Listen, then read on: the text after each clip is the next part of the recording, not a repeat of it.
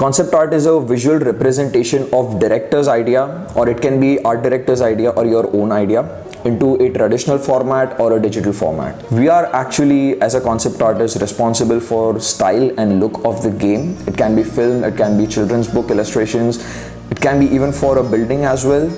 But mostly concept artists work for games and films. We actually are responsible for making blueprints of the film that is supposed to be made or game that is supposed to be made, so that the next step, which is the 3D artist and the developers, can actually work on the foundation that we have created, the visual foundation of. So the characters that you see on big screens and your gaming screens, the final character that you're playing, any of your favorite characters, are compilation of huge amount of hard work, huge amount of variations that goes into deciding what kind of colors the costume of the character will have, or what kind of looks the character is gonna have, what kind of facial hair, even smaller things like his shoes, the watch that your character is wearing, the jacket that he's going to wear in this and that scene.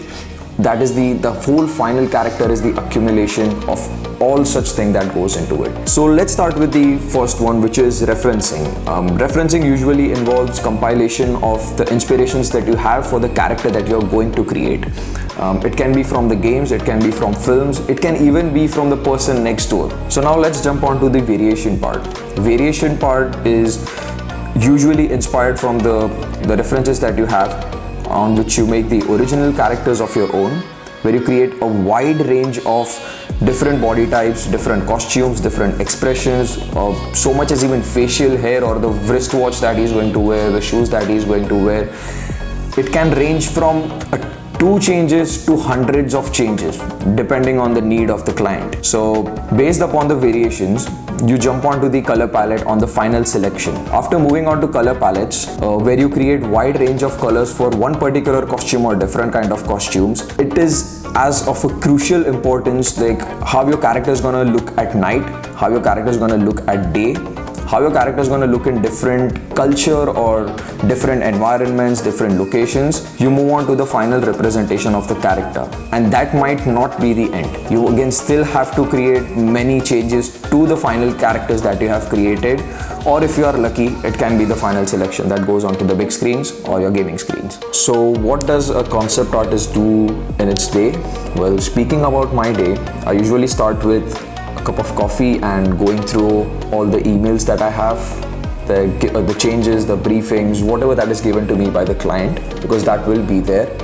And based on that, I make number of rough sketches or the color variations, the costume design, whatever that has been given to me in the briefing. So I usually use my rough sketchbook in which all the changes that are allotted to me, I put it out there, and they're very quickly and good enough to be understandable by the client. Once that is done, in the middle of the day, every day usually, there is a meeting which takes place with the client, and in that meeting I present him all the rough sketches. And if I'm lucky enough, that would be the last of the changes that I'll be having. And that again depends on projects to projects. So if it's a small project, those will be the final changes that I will be having of the day, which I will be submitting in a digital format, not in the traditional, in the digital format, in a Photoshop or Procreate, that are softwares that I use. And I'll be submitting it to the client by the end of the night. And if the client is not satisfied, the same process will go on to the next day. And as I said, each and every project that you will be getting is completely different. The small projects that I get usually last from a day or few weeks. But if the projects are really big, let's say a feature-filled project or a game design project, where you create characters and concepts for games or films, might last for a few months or even a year. At the end, concept art will require a lot of hard work and effort. A lot of thought process goes into it. There are constant